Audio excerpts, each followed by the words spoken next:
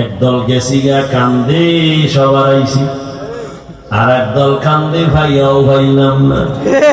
কিন্তু হুজুরদের কোনো টেনশন নাই, রাসূলের আদর্শ নিয়ে যারা আছে আগেও যেমন এখনো তেমন ভবিষ্যতেও তেমন, বেয়াদবি করলে তার পতন অনিবার্য।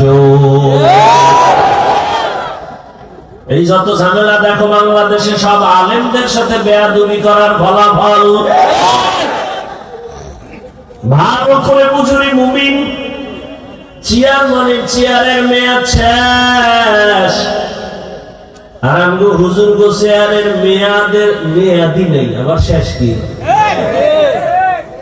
চেয়ারের কোন মেয়াদ আছে নাই? চালাকি যা করছো সব সার, সব চালাক কিন্তু ধরা খাইয়া সুন্দরবনে ঘুমায়। চালাকি করিস না।